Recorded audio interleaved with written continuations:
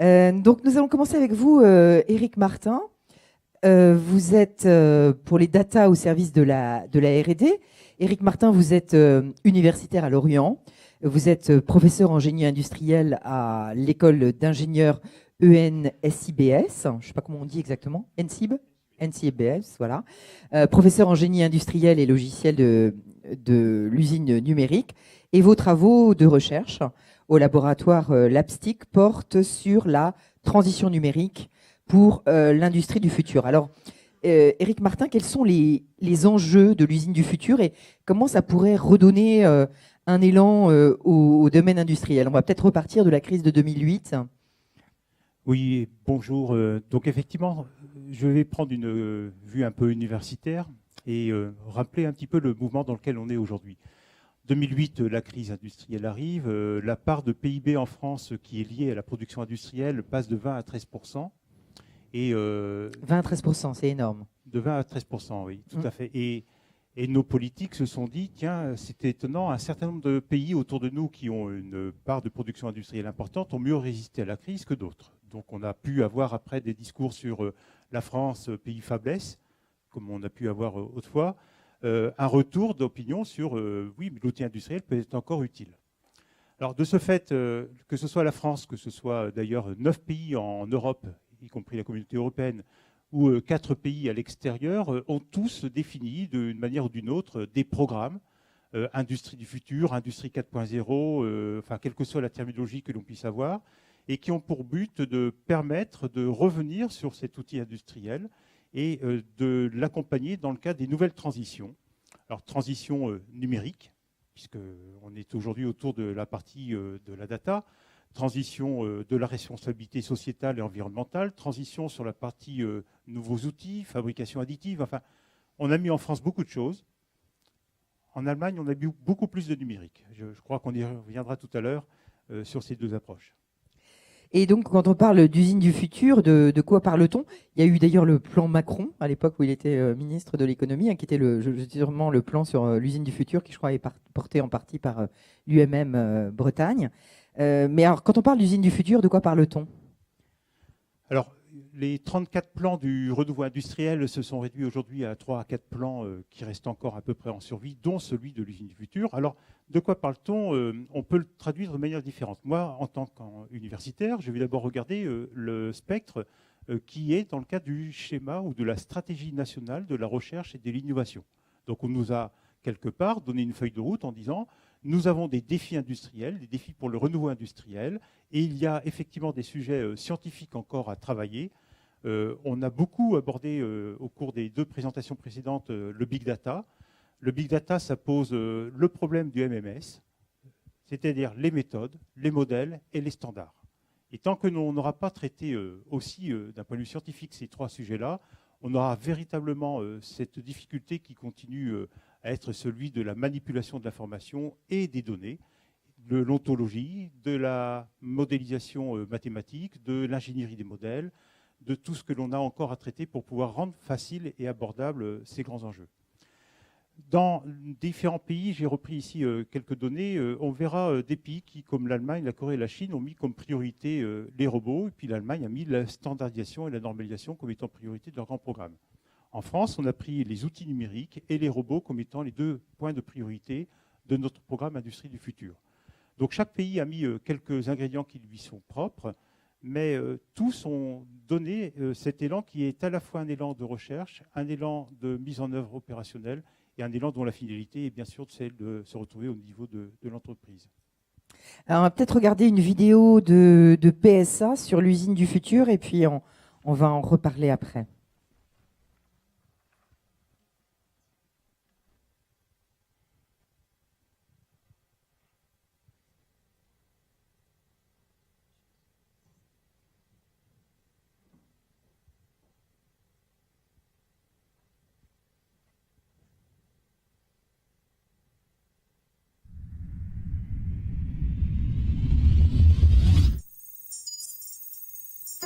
Ces dernières décennies, l'évolution de la technologie s'est accélérée.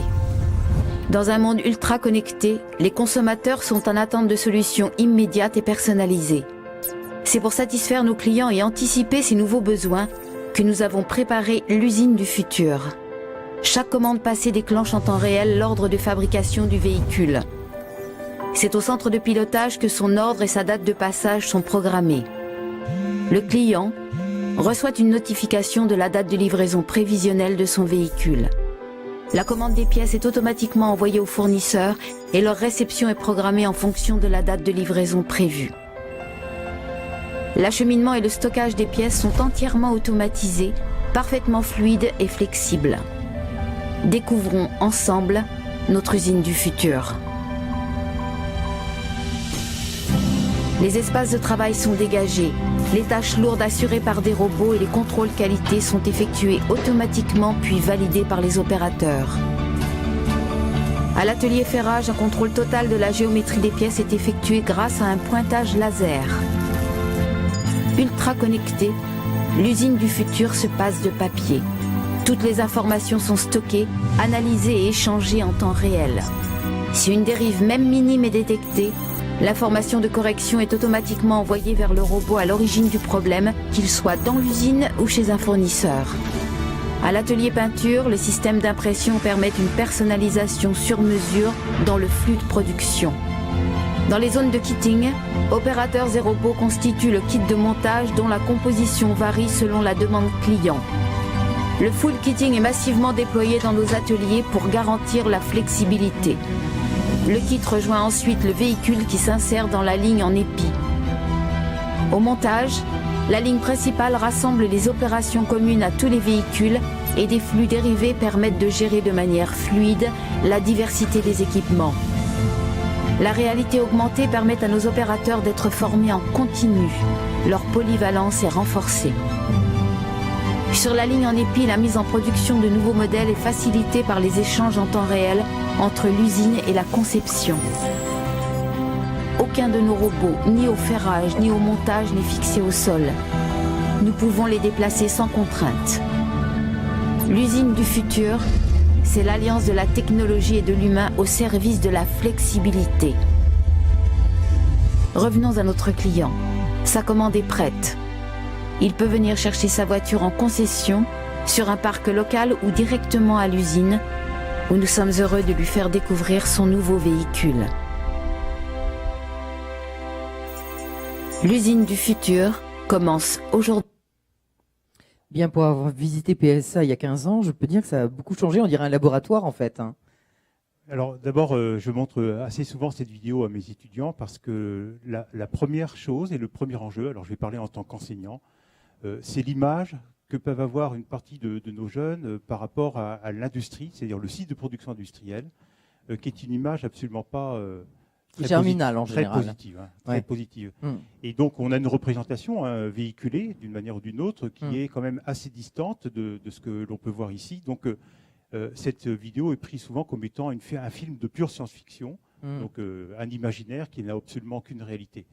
Maintenant, lorsque l'on regarde les différents éléments, on va retrouver quelques ingrédients de l'industrie du futur. C'est-à-dire, comment peut-on, et c'est le cas par exemple de Mercedes qui souhaite livrer ses voitures 15 jours après la commande, comment peut-on travailler la différenciation retardée pour pouvoir être dans la réponse de la particularisation du client, tout en gardant un process industriel qui soit la plus, je dirais, normalisé possible et donc, quelque part, la plus rentable. Comment peut-on avoir une ligne de production, puisque pour ceux qui ont vu une ligne de fabrication de véhicules, en général, c'est des choses très figées. On est là sur un modèle, et la grosse difficulté des constructeurs, c'est lorsque la charge de travail varie d'un modèle à l'autre, eh bien, on répartit cette charge d'une usine à l'autre, et éventuellement, on est en incapacité d'avoir cette agilité ou cette flexibilité. Tout est hors sol ici, c'est un autre enjeu. Comment fait-on pour urbaniser la commande du client qui va déclencher la commande auprès des fournisseurs de pièces pas de pièces détachées, mais d'accessoires du véhicule et la production et le kitting? On est là sur un vrai sujet d'urbanisation du système d'information industrielle. Donc tout ce que l'on a pu évoquer en termes d'ontologie de données, d'échange d'informations au sein de l'entreprise. Et puis on voit aussi ce sujet de la pénibilité assisté par des robots, des cobots ou autres mouvements. Donc c'est une première image qui permet de commencer à réfléchir sur quels sont les éléments d'ordre plus technique dont on aurait besoin pour pouvoir rentrer dans ces dimensions de l'usine du futur. Voilà, donc on a agilité, flexibilité, personnalisation. Parfois, on se demande un peu où est l'humain quand même. Non ? L'humain, bien sûr, est au centre. Parce que on le dit à la fin, c'est au service quand même de l'entreprise, mais oui. L'humain, d'abord, c'est la manière dont on peut considérer chaque opérateur, chaque compagnon, comme on dit dans certaines entreprises, au sein de son atelier de production industrielle. Tout à chacun sait, en mettant une démarche de type Lean, que l'on a un savoir-faire, qu'on a une valeur qui peut être issue de l'humain. L'usine connectée, c'est aussi la manière de pouvoir, dans un réseau social professionnel ou autre mécanisme, faire remonter cette information, faire coparticiper aux différentes décisions, et puis faire confiance aussi à cet opérateur humain dans sa qualité de son savoir-faire. Et c'est là où je dis souvent, le Cobo, c'est un outil qui va permettre de dégager l'humain de tâches qui l'exposent à des maladies professionnelles, Les TMS, répétitives, TMS, pour lui donner un peu plus de temps sur la réflexion de son travail personnel. Voilà, et on parle plus de Cobo que de robot d'ailleurs. Hein, c'est quoi la nuance? C'est un Cobo, c'est un robot participatif qui... Alors, le robot, tout le monde en a vu, tout le monde les a connus. On a installé, c'est quelque chose qu'on a mis derrière un grillage qui appartient principalement aux automaticiens, aux informaticiens. Et quand l'on est dans l'usine, c'est une zone, je dirais, qui est un petit peu exclue de l'environnement de travail immédiat. Le Cobo, je le définis toujours comme étant un tournevis intelligent avec un peu de mémoire. C'est-à-dire qu'il faut que ce soit un outil que s'approprie, je dirais, l'opérateur. Il va lui donner un geste professionnel à faire. Ce geste va être ensuite répété. Il s'adapte de série en série, de process en process, à la même vitesse qu'un opérateur. Donc c'est bien un outil de travail. Oui. C'est un outil qui apprend. Et dans ce qu'on disait tout à l'heure, ce qui est assez intéressant, c'est que dans le marché des cobots, qui est un marché émergent, on a deux grands types de constructeurs. Ceux qui étaient déjà placés dans le domaine de la robotisation, qui commencent à mettre un peu d'intelligence artificielle pour savoir apprendre, faire de la trajectographie et répliquer un geste. Et ceux qui viennent de l'intelligence artificielle, qui se sont mis à faire des robots. On est en train de refaire l'histoire de la Google Car, c'est-à-dire que des gens qui ne sont pas du tout dans le métier de la robotisation, mais qui sont dans le métier de l'intelligence artificielle, commencent à prendre leur positionnement dans ce marché-là. Très bien. Alors, si on parle de transition numérique, quels sont les niveaux concernés? Est-ce qu'on peut les détailler? Il y a l'usine numérique, on a parlé tout à l'heure du jumeau numérique, il y a l'aménagement des postes de travail, il y a l'analyse des données dont on a beaucoup parlé en début de cette session. Alors, en deux mots, moi je viens d'un laboratoire de recherche qui fait 560 personnes, réparties entre Brest, Quimper, Lorient et Vannes. Donc on est dans le Far West de la Bretagne. Et on prend toute la zone qui est non rennaise, d'une certaine manière. Notre métier, initialement, c'est de travailler autour des systèmes et des circuits électroniques, c'est-à-dire arriver à organiser le fonctionnement d'1 milliard à 2 milliards de transistors à l'intérieur d'un même puce, d'une même chip. Donc ça veut dire qu'on a été obligé de travailler sur l'ingénierie des modèles et surtout de ne pas tout remettre à plat en permanence et d'avoir des vues et des approches hiérarchisées de l'ensemble de ces informations pour mieux les traiter. Ce que j'ai proposé au sein du laboratoire, alors on vit très bien avec de grands partenaires du domaine des télécoms, avec des domaines militaires, en particulier Thales. On accompagne le transfert des Rafales, des sous-marins. On a des laboratoires communs avec ces industriels-là.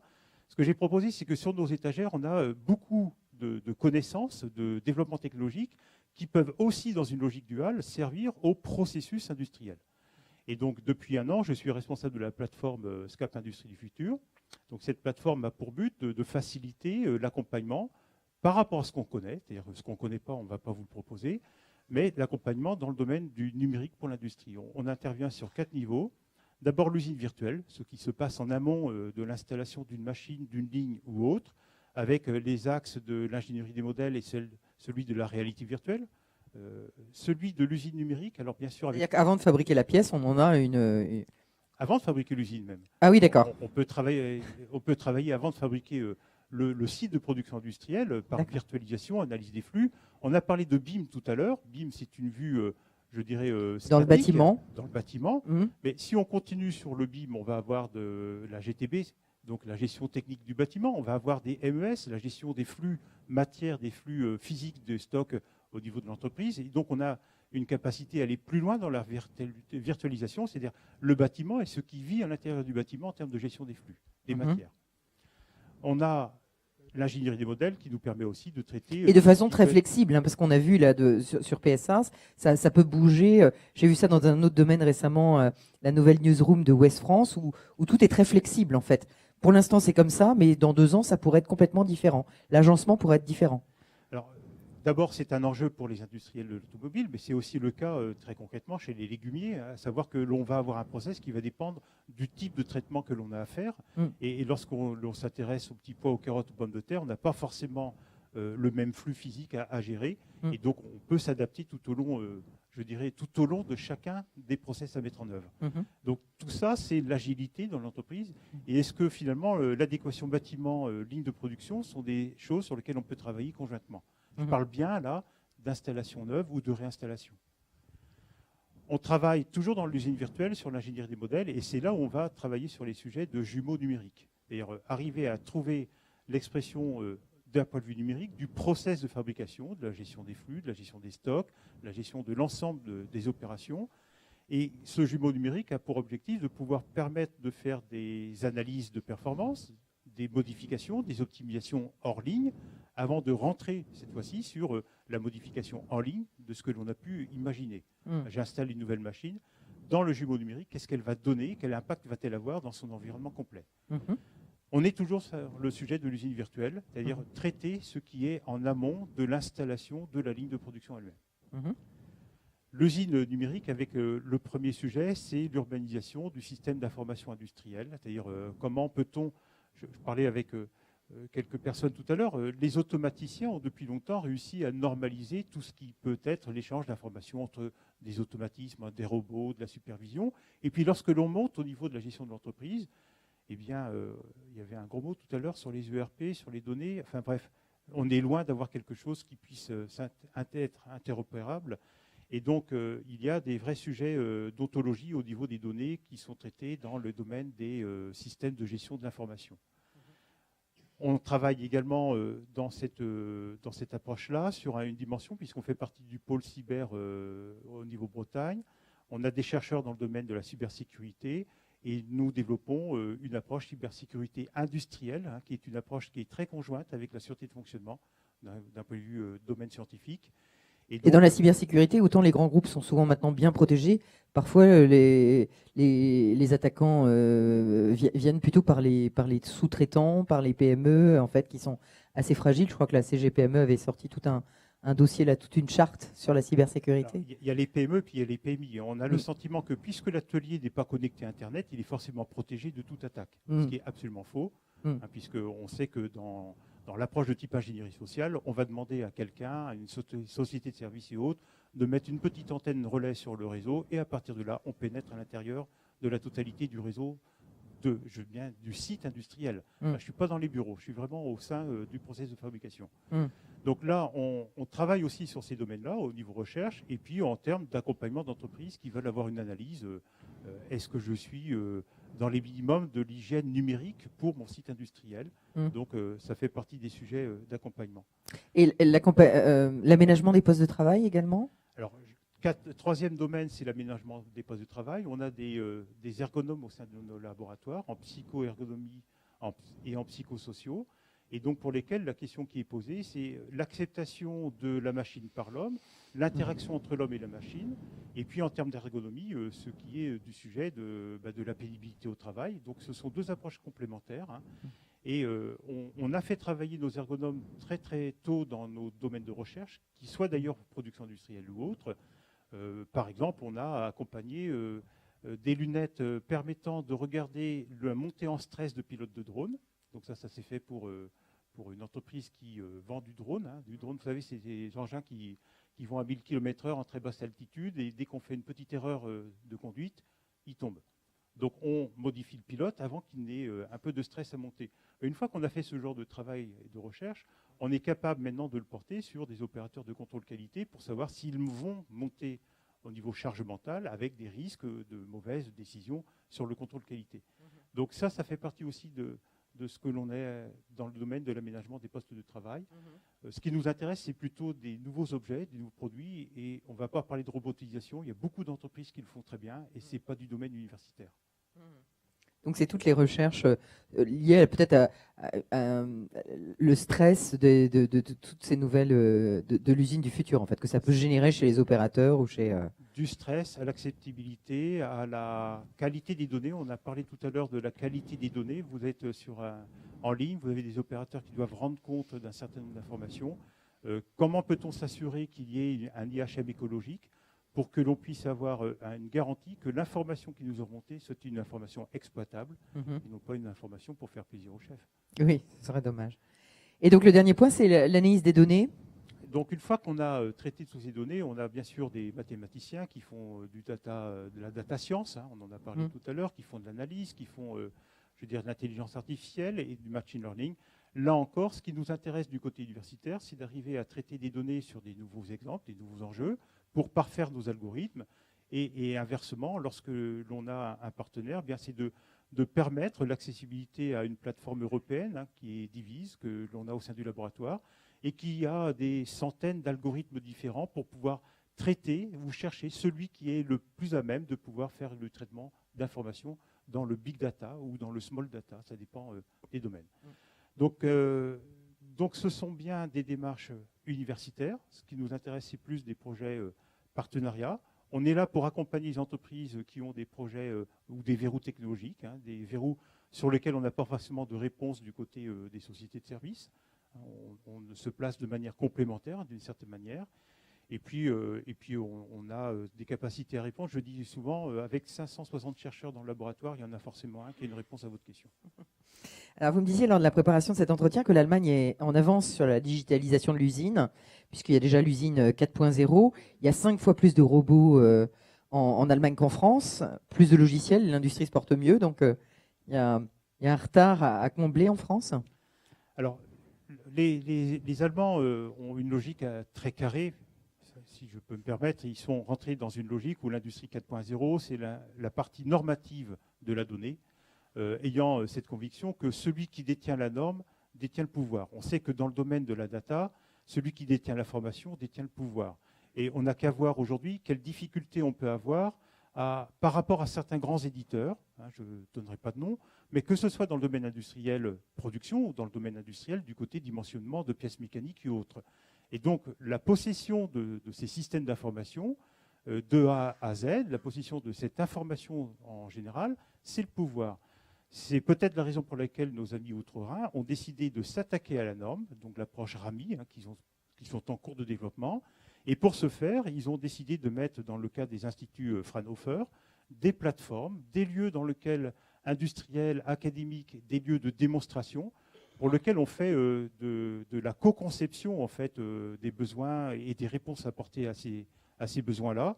Et j'encourage tous ceux qui ont un peu de curiosité ici à aller voir la plateforme Industrie 4.0 de l'Institut Fraunhofer que l'on a en Allemagne, de l'un des instituts. C'est quand même assez édifiant comment on est capable de mettre un peu plus de lien entre deux mondes académiques, industriels, qui travaillent quand même ensemble, mais qui pourraient encore travailler peut-être un peu plus ensemble. On peut définir un peu ce que c'est ces instituts Fraunhofer en Allemagne ? Ça marche comment ? Donc c'est vraiment un rapprochement universitaire-entreprise ? Alors, on peut le considérer comme étant des laboratoires communs, c'est-à-dire qu'en fait, ce sont des lieux dans lesquels on va mettre à la fois des ingénieurs venant de l'entreprise et des chercheurs qui vont travailler sur un mode projet, c'est-à-dire pendant un certain temps et sur un projet, mais qui surtout vont apprendre à se connaître. C'est-à-dire qu'on est capable tous de faire des projets dans lesquels on se réunit une fois par mois pour discuter d'un sujet, et puis on va retourner chacun chez soi par la suite. Et donc il y a peut-être ce facteur d'émulation, et puis comme je disais tout à l'heure, peut-être ce facteur de démonstration. C'est-à-dire que combien de projets ANR a-t-on eu en France pour lesquels le résultat du projet est inconnu de tout le monde, sauf peut-être de ceux qui l'ont fait, et dont le résultat est dans un tiroir quelque part, et dont on a peu d'exploitation par la suite. Ce côté démonstrateur, ce côté facilité de la compréhension, surtout pour l'objet numérique. Il n'y a rien de plus abscon à comprendre qu'un objet numérique. Autant une belle machine, on la voit, elle fonctionne, on appuie sur le bouton, ça va en avant. Donc cette situation de démonstration in situ ou même in vivo, c'est un peu leur démarche dans le cadre de cette synergie industrie académique. C'est un peu dommage parce qu'en France, en Bretagne, on a beaucoup de doctorants qui réfléchissent sur beaucoup de choses, et même s'il y a des tas d'efforts qui sont faits actuellement, c'est pas toute cette intelligence ne sert pas les entreprises. C'est un petit peu ça qu'il faudrait faciliter. On a beaucoup de doctorants. Attention, on a de moins en moins de doctorants dans le domaine des sciences et technologies. On est en train de poursuivre la voie qui a commencé il y a une dizaine d'années, même une quinzaine d'années en arrière aux États-Unis. La science et la technologie, ça n'intéresse plus nos jeunes. Je suis un peu radical quand je dis ça, c'est pas tout à fait vrai, mais c'est quand même un point d'alerte sur lequel, d'ailleurs, c'est pour ça que je parle d'industrie du futur en montrant une vidéo un peu futuriste. Ça redore un peu une certaine observation et vision. On a effectivement beaucoup de jeunes qui font des études supérieures, qui sont très intelligents.